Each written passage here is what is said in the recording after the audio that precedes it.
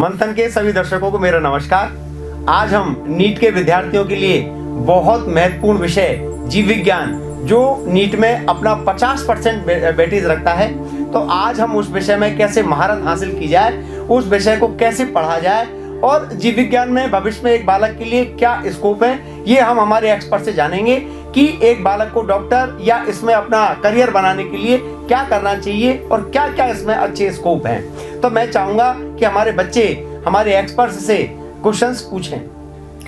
तो मैं प्रशंसा मीना सबसे पहले शक्ति सर से ये पूछना चाहती हूँ कि एक स्टूडेंट नीट के एग्ज़ाम की प्रिपरेशन के लिए किस तरीके से तैयारी करे और जो NCERT उसमें नीट के एग्ज़ाम के लिए क्या भूमिका है। बिल्कुल, बहुत ही अच्छा क्वेश्चन। मैं सबसे पहले एक बात जो यहाँ पे बताना चाहूँगा वो ये, नीट एग्ज़ाम के लिए जैसे कि हम बाकी के सब्जेक्ट हैं, फिजिक्स केमिस्ट्री जो होता है उसी की तरह बायोलॉजी की भी लगभग सेम हम कहें प्लानिंग या फिर एक फोकस होके जो पढ़ाई की जाती है वही होती है।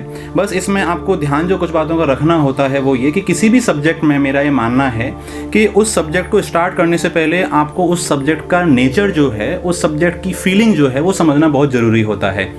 मैं ऐसे कहूँगा कि आपको उस सब्जेक्ट की सोल जो है वहाँ तक जाना होगा, और उस सब्जेक्ट की सोल को अगर आप टच कर जाते हो, अगर उस सब्जेक्ट का नेचर जो है वो आप अच्छे से समझ जाते हो, तो फिर उस सब्जेक्ट के साथ आप बहुत अच्छा डील कर सकते हो, बहुत अच्छे से प्ले कर सकते हो उसके साथ। अब बायो में एक टॉपिक ऐसा है जहाँ से हम उसको बिल्कुल जीरो से, शून्य से स्टार्ट कर सकते हैं, and that topic is the cell. हम जानते हैं कि सारे लिविंग ऑर्गेनिज्म जो हैं वो सेल के बने हुए होते हैं और ये एक बेसिक स्ट्रक्चर और फंक्शनल यूनिट होता है। इस एक सिंगल टॉपिक से मैं कहता हूँ सेल जो है वो बायोलॉजी की आत्मा है, it is the soul of biology. जैसा कि हम बायो में अपने आप को पढ़ रहे होते हैं, क्योंकि it is the science which deals with the study of the living organism, यानी आप जीवित चीज़ों को, सजीवों को पढ़ रहे होते हैं, तो एक तरह से हम हमारे बारे में ही जान रहे होते हैं। तो ये एक नेचुरल जो हम कहें हमारा इंटरेस्ट जो है वो इस सब्जेक्ट में अपने आप डेवलप होता है।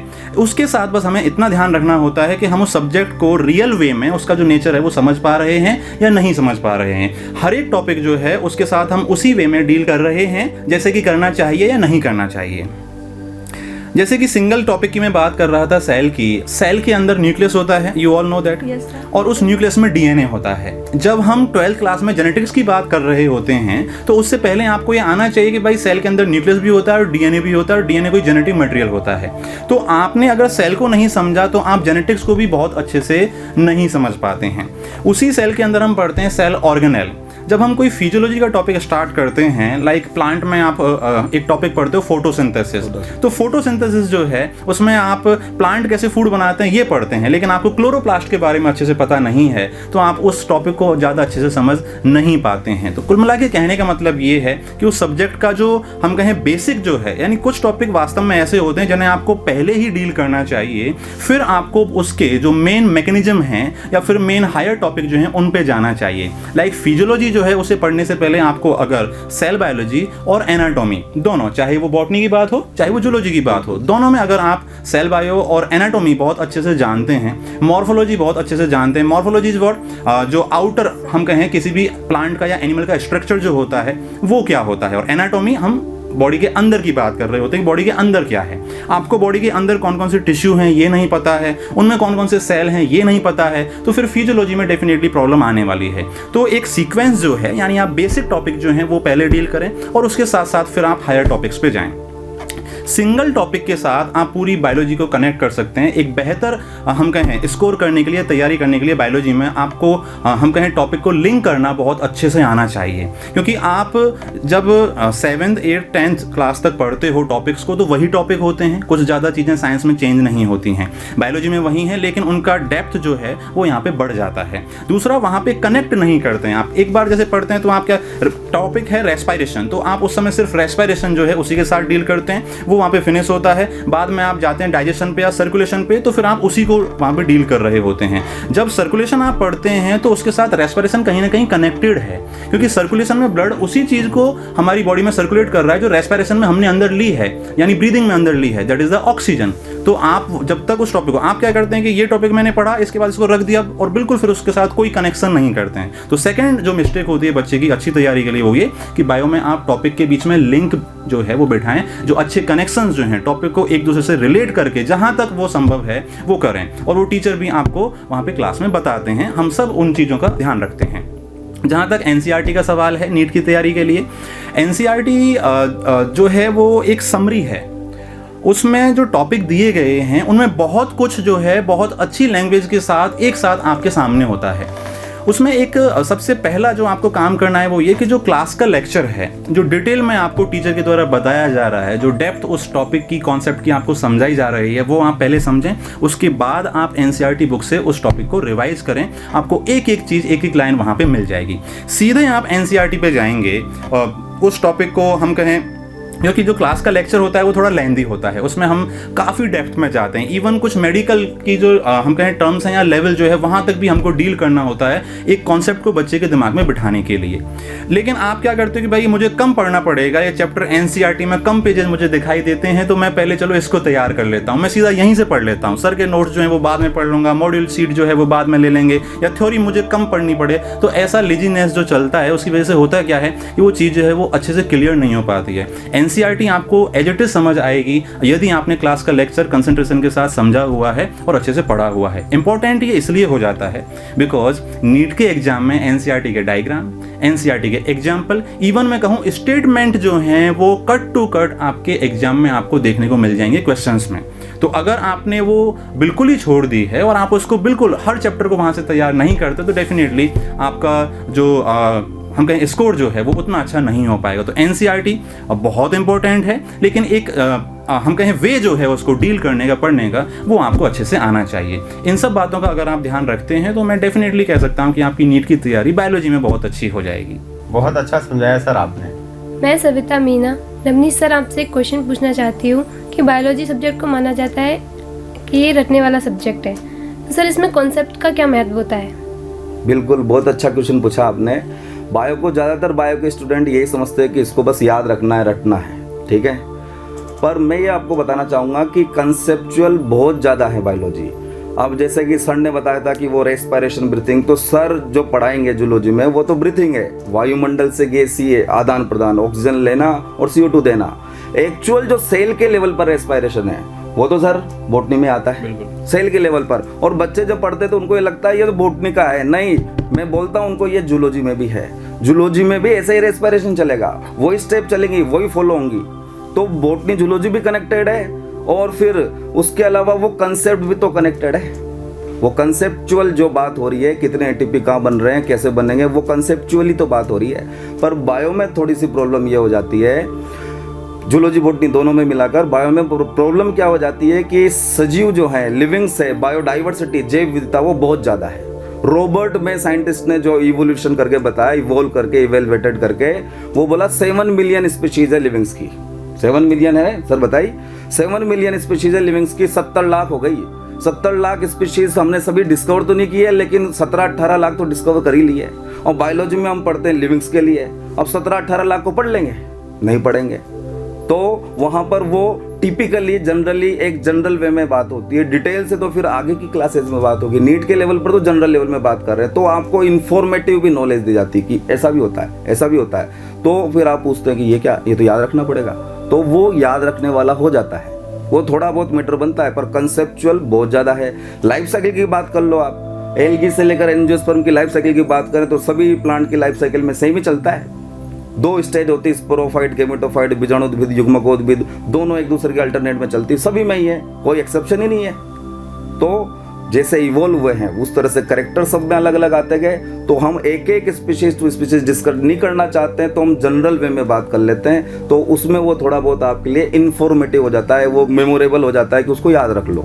वैसे तो कंसेप्चुअली ही है पूरी बायोलॉजी, पूरी बॉटनी, पूरी जूलॉजी।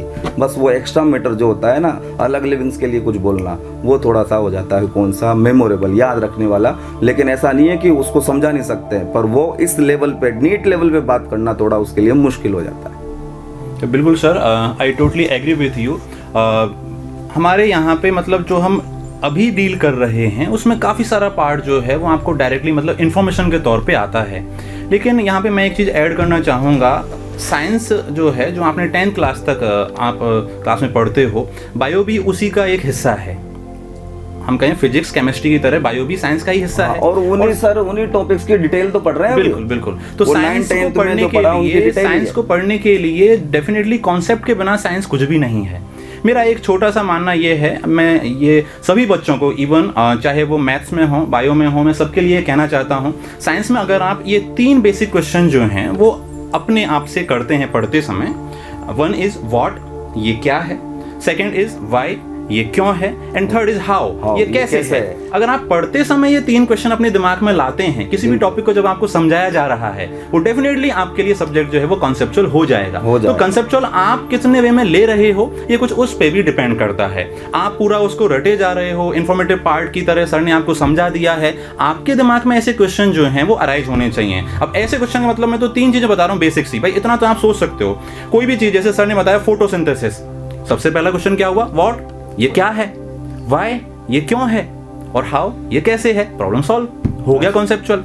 मैंने आपको बताया, माने कि जूलॉजी में the process is digestion, the process is the nervous system.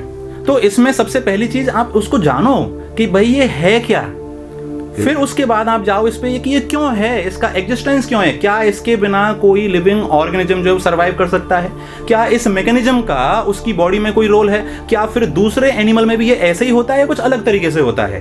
And then the mechanism, that how, last question how, ये कैसे हो रहा है, और उसी में आपकी पूरी फिजियोलॉजी कॉन्सेप्ट पूरे हो जाते हैं। उसमें प्रोसेस आ जाएगा कैसे हो रहा है और ये क्यों हो रहा है, कैसे हो रहा है, तो उसमें पूरी आपकी बायोलॉजी आ गई, जूलॉजी बॉटनी उसी में ही आ गई, उसके आंसर देंगी।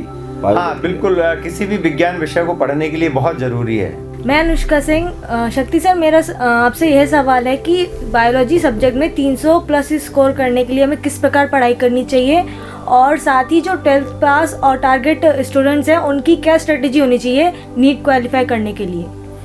बिल्कुल अनुष्का, बहुत ही 2 अच्छी चीज़ें जो हैं वो आपने यहाँ पे पुट की हैं, और वो सभी बच्चों के लिए बहुत ही इम्पोर्टेंट हैं। पहली बात तो ये कि हमने देखा है कि आप भी जब अपना स्कोर देखते हैं, एनालिसिस करते हैं, तो एज ए टीचर हम देखते हैं कि पूरी क्लास में एक बच्चा जो है वो हम कहें 200 या 250 या 300 तक काफ़ी आसानी से पहुँचता है, जो अच्छे से तैयारी कर रहा है, मैं उसकी बात कर रहा हूँ। जो क्लास में पार्टिसिपेट ही नहीं कर रहा है तो वो तो कॉम्पिटिशन से वैसे ही बाहर है। लेकिन उसके बाद यानी एक पर्टिकुलर जो क्या होता है, एक लेवल होता है, उसके बाद स्कोर करने में हमें बहुत ज़्यादा एफर्ट लगाने पड़ जाते हैं कई बार, और फिर भी हमारा स्कोर जो है नहीं बढ़ पाता है। तो इसके लिए मैं कुछ बेसिक सी हमारी मिस्टेक्स जो हैं उनकी तरफ ध्यान जो है वो स्टूडेंट का लाना चाहूँगा।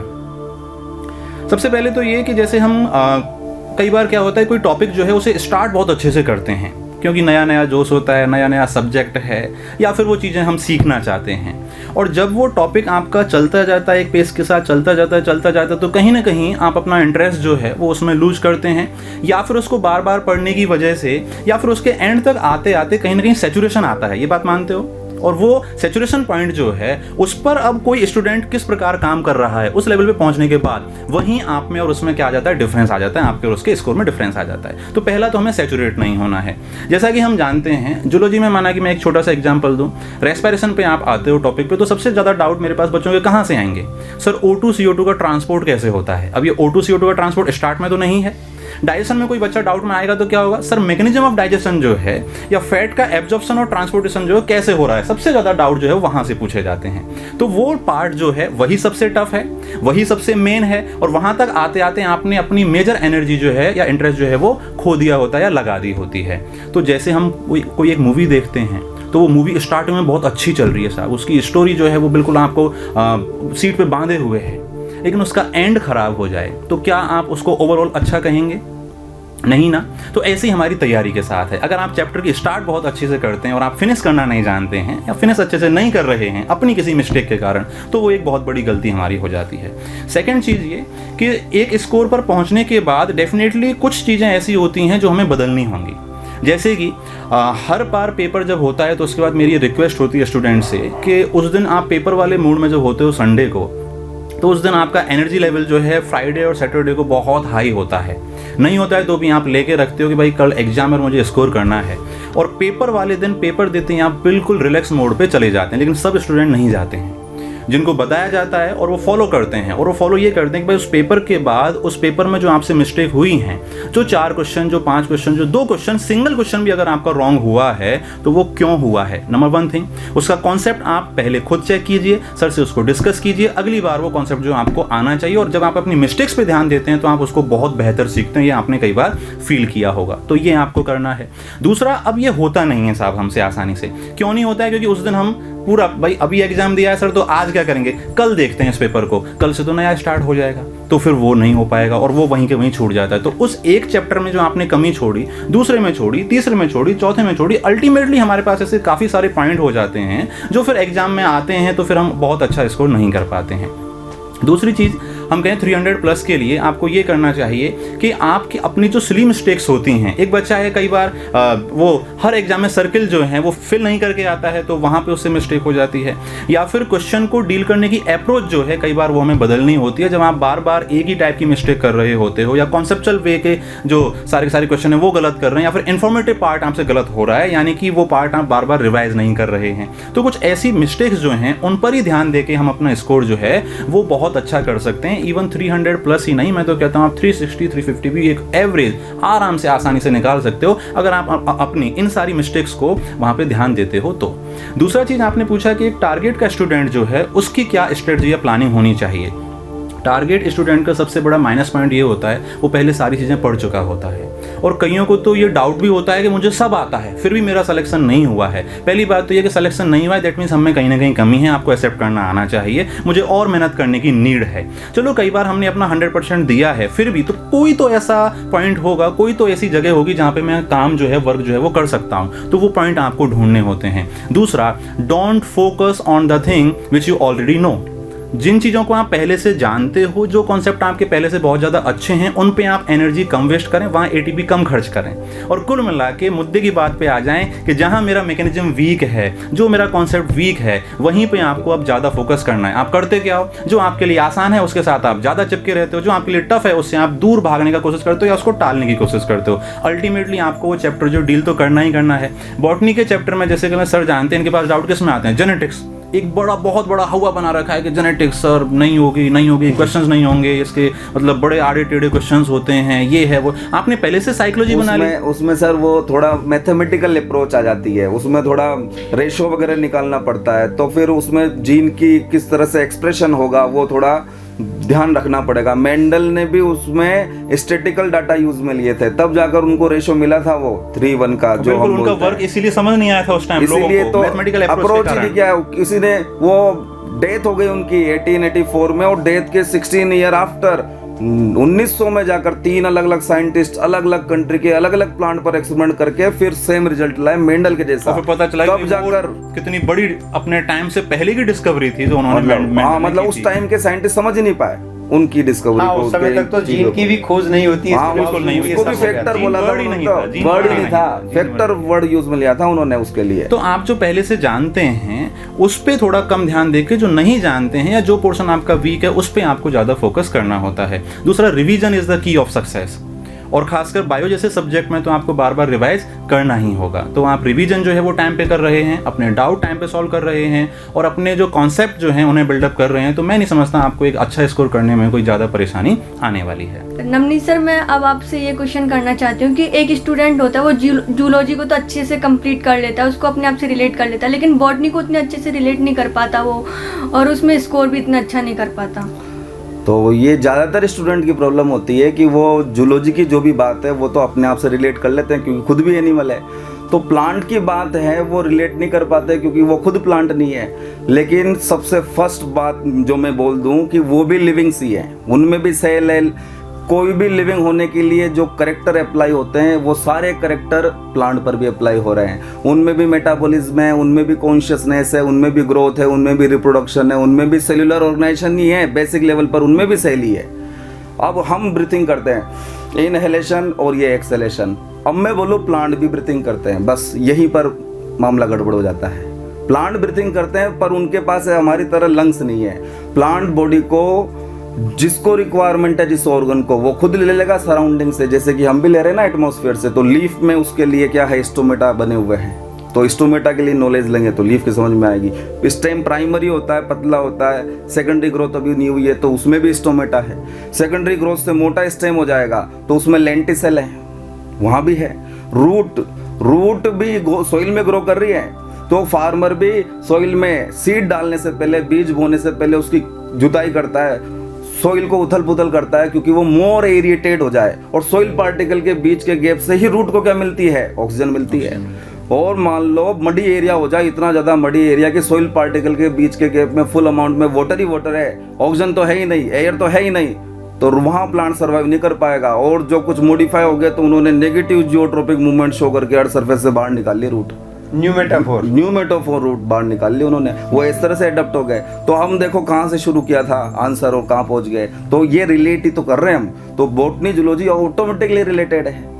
तो हम बॉटनी में ये देखें प्लांट्स के लिए कि वो भी लिविंग सी हैं, तो उनमें हम जानने की थोड़ी जिज्ञासा रखें कि इनमें फोटोसिंथेसिस हो रहा है। अल्टीमेटली फूड तो वही बना रहे हैं, जो हर्बीवोर है शाकाहारी वो डायरेक्टली प्लांट से ले रहे हैं, लेकिन जो मांसाहारी है वो शाकाहारी से ले रहे हैं। तो अल्टीमेटली फूड के लिए तो सब प्लांट पर ही डिपेंड है। तो प्लांट के लिए भी आपकी क्यूरियोसिटी बनी रहे, जिज्ञासा बनी रहे जानने की, तो फिर आपको भी वहाँ से बहुत सारे आपको आंसर मिलने लगेंगे। और बस लोकोमोशन का ही अंतर है कि वो लोकोमोशन नहीं कर रहे हैं, चल फिर नहीं सकते हैं बस, बाकी तो वो पूरे के पूरे एनिमल के जैसे ही है, या मान लो फंगस के जैसे, बैक्टीरिया के जैसे ही है। सब में बेसिक लेवल पर सेल ही है, और सेल में जो ऑर्गेनेल है, सेल के जो फंक्शंस हैं, वो सारे फंक्शन यहाँ भी अप्लाई होते हैं। हाँ, तो बहुत अच्छा समझाया नवनीत सर आपने।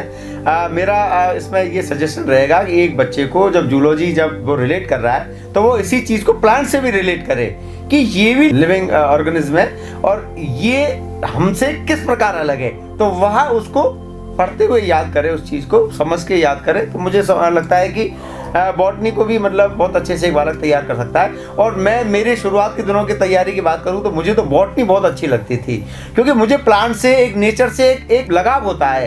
तो अगर आपको ये लगाव, अगर आपको नेचर से लगाव है तो निश्चित रूप से आपकी बॉटनी बहुत अच्छी होने वाली है। और नेचर से किसको लगाव नहीं होगा।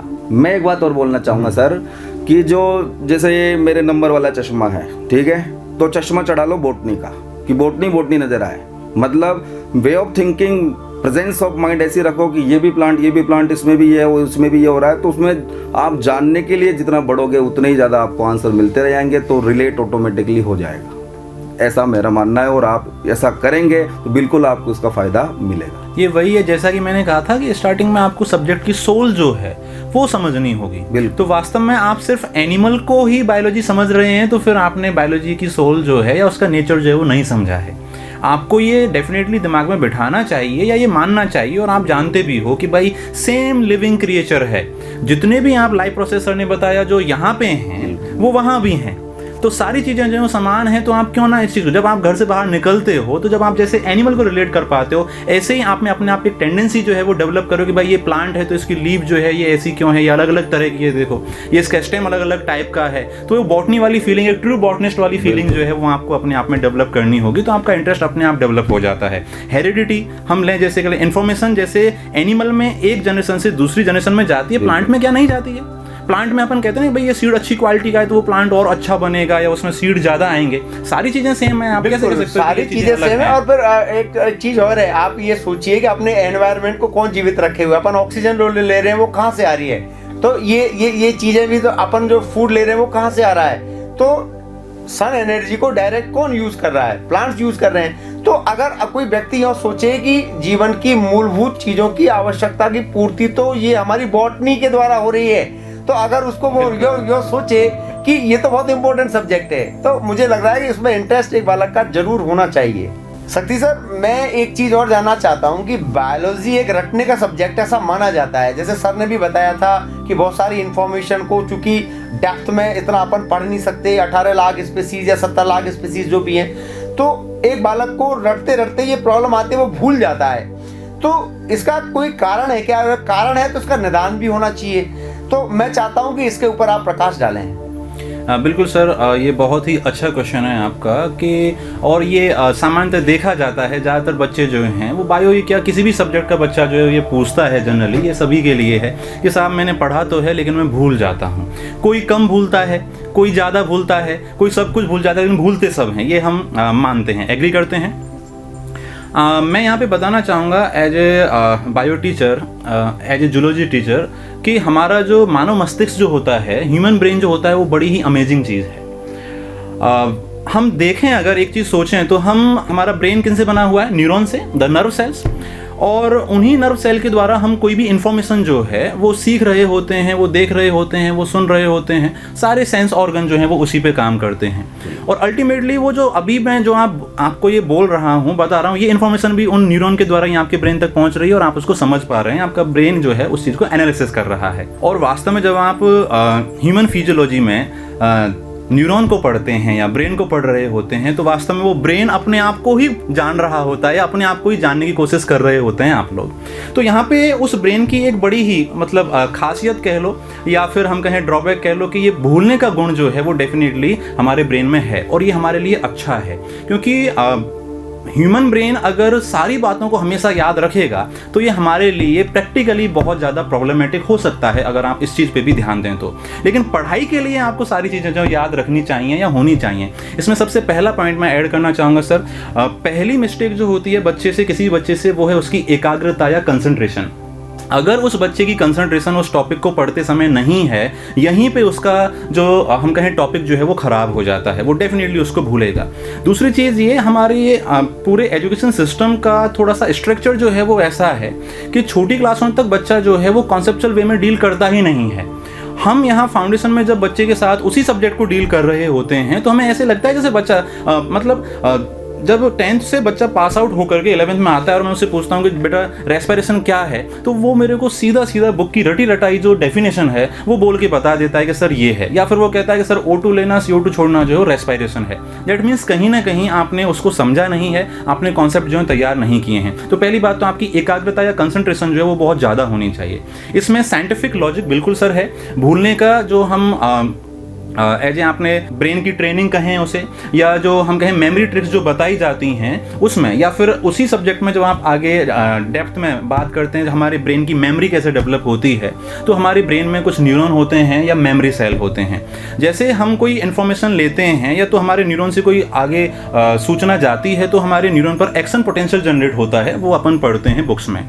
और वो एक्शन पोटेंशियल जो है उसके रूप में सूचना जो है वो आगे जाती है न्यूरॉन पे, फिर न्यूरोट्रांसमीटर, फिर ब्रेन के पर्टिकुलर हिस्से में वो सूचना स्टोर होती है। हम जानते हैं हमारा ब्रेन जो है उसमें दो टाइप की मेमोरी है, एक है टेम्पररी और एक है परमानेंट।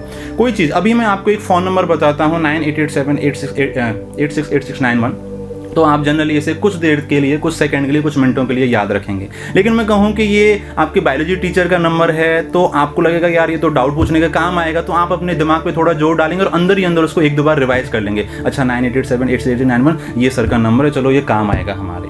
तो आपने ये तय किया कि ये चीज़ मेरे लिए प्रायोरिटी वाइज कितनी इंपॉर्टेंट है, उस हिसाब से वो जो इन्फॉर्मेशन है आपके ब्रेन में गई और वहाँ पे स्टोर हुई। अब आपको ये चाहिए कि नहीं ये तो मतलब मुझे हमेशा काम आने वाला है साहब, ये तो मेरे फादर का नंबर है, अगर मैं कहीं फंस गया तो मैं फिर कैसे काम चलेगा, मेरा फ़ोन ख़राब हो गया तो फिर आप क्या करते हो, उसी चीज़ को आप बार बार रिवाइज करते हो। एक्चुअली ये सब लोग आपके घर में आपको टोकते रहते हैं, बेटा रिवाइज कर, टीचर आपको बोलते रहते हैं, सब कहते हैं कि भाई रिवाइज करो। रिवीजन का साइंटिफिक कॉन्सेप्ट है, आप जिस चीज़ को जितना ज़्यादा रिवाइज करते हैं आप एक ब्रेन के पर्टिकुलर हिस्से को बार बार स्टिमुलेट कर रहे होते हैं, और बार बार स्टिमुलेट करने की वजह से वहाँ पे पर्टिकुलर न्यूरोट्रांसमीटर जो है उसकी अमाउंट ज़्यादा बढ़ जाती है, और उसकी वजह से वो वहाँ पे आपके टेम्पररी से परमानेंट मेमोरी स्टोर हो जाता है। तो वो चीज बार-बार रिवाइज, तो आप बिल्कुल रिवीजन जो है, पहली बात तो आप फर्स्ट टाइम पढ़ें तो आप कंसंट्रेशन के साथ पढ़ें, दूसरा उसको बार-बार रिवाइज करके जोड़ दे के आप ब्रेन के उस पर्टिकुलर पार्ट को स्टिमुलेट करें जिससे कि वहाँ पे वो न्यूरोट्रांसमीटर रिलीज हो। आपके ब्रेन में भी दो टाइप के क्या होते हैं, रिसेप्टर होते हैं, एक है AMPS रिसेप्टर, दूसरा है NMDA रिसेप्टर। तो कौन सा रिसेप्टर कब काम करेगा ये भी हमारे उस फोकस पे या उस कंसंट्रेशन पे तय होता है, डिपेंड करता है। अब ये थोड़ी ज़्यादा डेप्थ की बातें हो जाएंगी, तो मैं सीधा सीधा बताना चाहूँ, आप जितना ज़्यादा फोकस या कंसंट्रेट करते हैं उतना ही ज़्यादा आपके ब्रेन का वो मेमोरी सेल जो है वो एक्टिवेट होगा। आपने उसको चार्ज किया। Memory is like we can say battery of our mobile phone. आप उसको चार्ज रखेंगे तभी आप उससे कुछ इन्फॉर्मेशन रिट्रीव कर सकते हैं, वापस ले सकते हैं। आपने अपनी मेमोरी सेल को चार्ज नहीं किया, स्टिमुलेट नहीं किया, वो अगर रेस्टिंग पोटेंशियल पे -60 मिली वोल्ट पे है, तो आप उससे कोई इन्फॉर्मेशन नहीं ले सकते हैं। इसके लिए एक सीधा सा एग्जाम्पल छोटा सा मैं यहाँ पे देना चाहूँगा।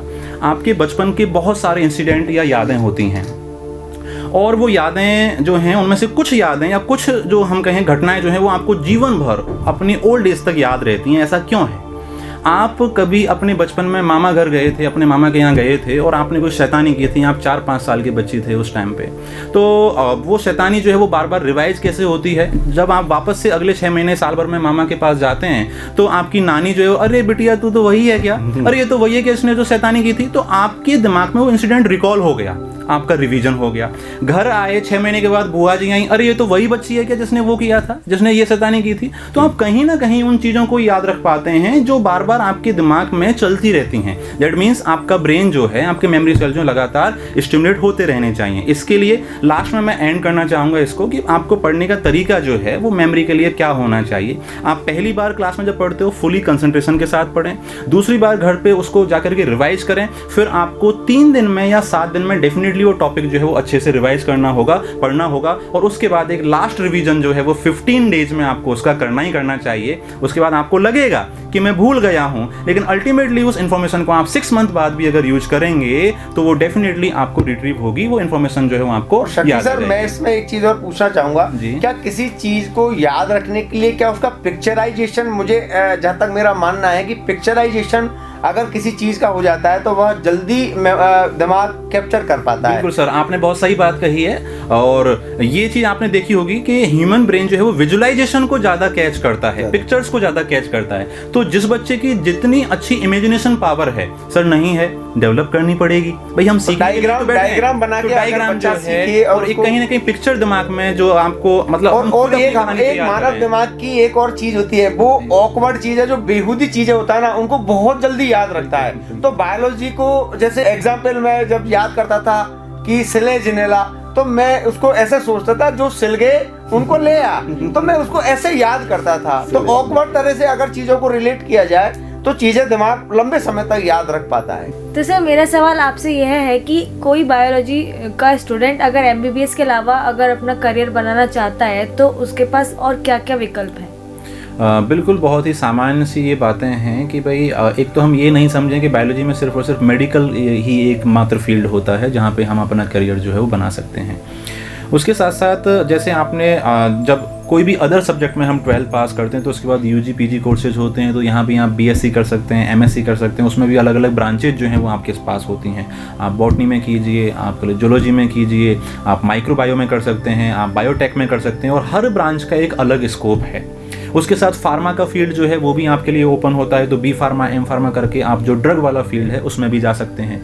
साथ में क्लिनिकल रिसर्च जो है, इसमें भी डिप्लोमा और डिग्री कोर्सेज दोनों जो हैं वो अवेलेबल होते हैं। अभी जैसे कोरोना के ट्रायल जो हैं या वैक्सीन का कोई भी ट्रायल होता है, कोई भी नई ड्रग आती है तो उसकी टेस्टिंग वगैरह जो है, उसका ट्रायल जो कौन करता है, that is the clinical research field, तो आप उसमें जा सकते हैं। उसके साथ साथ जैसे आपने 12th में पढ़ा था एक चैप्टर एवोल्यूशन का, तो वहाँ पे आपने फॉसिल पढ़े होंगे कि भाई फॉसिल होते हैं, तो पैलियोंटोलॉजिस्ट ये सिर्फ किताबों में नहीं होते हैं, वास्तव में बना जा सकता है, और इनके कोर्सेज जो हैं वो अलग अलग हम कहें जो कॉलेजेज हैं वहाँ से करवाए जाते हैं। तो आप अपने हम कहें इंटरेस्ट के हिसाब से जो टॉपिक जो है बायोलॉजी में वो काफ़ी सारे, हर एक टॉपिक जो है वो आगे काफ़ी डिटेल में या फिर काफ़ी एक ब्रांच के तौर पर है। बिल्कुल ऐसा ही है। टैक्सोनॉमी में आपने पढ़ा 5 किंगडम, पर आपको इंटरेस्ट है रेप्टाइल का तो आप सर्पेंटोलॉजिस्ट बन जाओ, आपको बर्ड का इंटरेस्ट है तो आप ऑर्निथोलॉजिस्ट बन जाओ, आपको एल्गी का इंटरेस्ट है तो आप एल्गोलॉजिस्ट बन जाओ, आपको बैक्टीरिया की नॉलेज चाहिए तो आप बैक्टीरिया के लिए पढ़ने के लिए अलग ब्रांच है, फंगस के लिए पढ़ने के लिए अलग ब्रांच है, बहुत सारी ब्रांचेज हैं। बिल्कुल, आपने एक चैप्टर पढ़ा था 12th में एनवायरनमेंट वाला, तो आपका आगे जाके कोर्स जो है MSc इन एनवायरमेंटल मैनेजमेंट भी होता है, तो आप वो कर सकते हैं। बायोकेमिस्ट्री जो है वो अलग से एक आगे जाकर के मेन सब्जेक्ट हो जाता है, काफ़ी डिटेल में होता है, वो तो MBBS में फर्स्ट ईयर में पढ़ाया भी जाता है, उसके प्रोफेसर होते हैं अलग से, तो वो एक फील्ड है आपके पास। आप उन मतलब इन सब चीज़ों के साथ साथ उस सब्जेक्ट में आगे पीएचडी भी कर सकते हैं। तो रिसर्च का फील्ड जो है, R&D डिपार्टमेंट जो है, वो भी आपके लिए हमेशा से खुला हुआ है। फॉरेंसिक साइंस बिल्कुल, फॉरेंसिक साइंस भी आपके लिए एक अच्छा फील्ड है। वेटनरी साइंस जो है वो है, डेंटिस्ट, ये तो सारे मेडिकल के फील्ड में ही आ जाते हैं। मेडिकल में ही और कई सारे हम कहें जो क्षेत्र हैं या एरिया हैं, जैसे रेडियोलॉजिस्ट जो होता है, टेस्टिंग होती है। बायोकेमिस्ट जो है वो लैब में आपकी टेस्टिंग कर रहा होता है, ब्लड टेस्टिंग कर रहा होता है, तो वहाँ आप जा सकते हैं। फिजियोथेरेपी एक अलग से ब्रांच है और आजकल इसकी बहुत ज़्यादा उपयोगिता जो है, और इवन स्पोर्ट में आप ले लीजिए, फिजियोथेरेपिस्ट जो है वो बहुत काम के होते हैं। शहरों में फिजियोथेरेपिस्ट की आवश्यकता होती है। जो अपने न्यूट्रिशन जो बनते हैं वह भी आप अपनी MSc जो फूड साइंस में भी साथ में कर सकते हैं। वुड साइंस है, यानी जो जो टॉपिक आप लोगे वहाँ वहाँ आपके लिए स्कोप है, बस आपका इंटरेस्ट जो है वो उसमें होना चाहिए। में आपका प्लांट का इंटरेस्ट है तो आप एग्रीकल्चरल इंडस्ट्री में भी बहुत सारा स्कोप है, उसमें IFS लेवल तक आप जा सकते हो। जो IAS लेवल का है उसमें एग्रीकल्चरल फील्ड में IFS लेवल और अगर आप कोई भी कंपटीशन देना चाहो तो ग्रेजुएशन करने के बाद में जो अन्य सब्जेक्ट को पढ़ने के बाद में जो कंपटीशन होते हैं, वो बायोलॉजी को भी एक सब्जेक्ट की तरह अगर आप ग्रेजुएशन करके अगर अपना ऑप्शनल बायोलॉजी लेते हो तो आप IAS या कोई भी ऐसे जो कंपटीशन है वो सारे के सारे दे सकते हैं। उसके साथ साथ माना कि आपका वायरस में ज़्यादा इंटरेस्ट है तो आप वायरोलॉजी जो है उसमें MSc कोर्स जो है या PhD कर सकते हैं। बाकायदा कल पुणे में इसके लिए इंस्टीट्यूट है। आपके हम कहें जीनोमिक्स जो है या फिर जेनेटिक्स जो है, बायो इन्फॉर्मेटिक्स एक अलग से साइंस है, उसके लिए आप अलग से कोर्स अप्लाई कर सकते हैं, BSc MSc और आगे उसमें PhD भी होती है। बायो में अभी नया बिल्कुल आया वो नैनो टेक्नोलॉजी जो है, बिल्कुल ये एक बहुत ही नई और बहुत ही अच्छी ब्रांच है जिसमें हम कुछ नैनो पार्टिकल बनाते हैं और वो प्लांट और एनिमल के लिए काफ़ी हेल्पफुल होते हैं। इवन नैनो टेक का तो आपकी बॉडी में ड्रग की डिलीवरी जो है उसमें भी बहुत बड़ा रोल जो है आने वाले टाइम में होने वाला है। हमारे कुछ फ्रेंड हैं जो इस फील्ड में काम कर रहे हैं नैनोटेक में साथ में, तो मतलब आप जिस फील्ड में भी जाना चाहें बस आपको शिद्दत के साथ उस फील्ड में अपनी तैयारी जो है, प्रिपरेशन जो है करनी होती है, और उसमें जॉब की कोई कमी नहीं है। जॉब की कहीं कमी नहीं होती है। टैलेंट अगर आप में है तो आप कहीं भी निराश नहीं होंगे। बस आपको अपनी काबिलियत, अपनी एबिलिटी और अपना नॉलेज जो है वो बढ़ाना होगा। तो आपका नेचर जो है वो ऐसा होना चाहिए। उसके साथ साथ आपको अपने फील्ड से रिलेटेड जो जानकारियां हैं, जो ये अभी सारी ब्रांचेज आपको बताई गई हैं, उन सब के बारे में थोड़ा थोड़ा जो है पता करना चाहिए जब भी आप लाइफ के उस मोड़ पे पहुंचे। और आपका किसमें इंटरेस्ट है तो आप वही फील्ड आप चुन सकते हैं, इंटरेस्ट के अकॉर्डिंग अपना चॉइस कर सकते हैं। बिल्कुल जी हाँ सर। बच्चों, आपने बायोलॉजी के बारे में बहुत कुछ जाना है, बहुत कुछ सीखा है, लेकिन इन सब से हटके मैं एक चीज कहना चाहूंगा आपसे कि सपने देखो, बड़े देखो, और आप जो भी करना चाहो पूरी शिद्दत के साथ करो। और मेरा तो मानना ही है कि कोई भी कार्य तब तक असंभव लगता है जब तक वह पूर्ण नहीं हो जाता। धन्यवाद।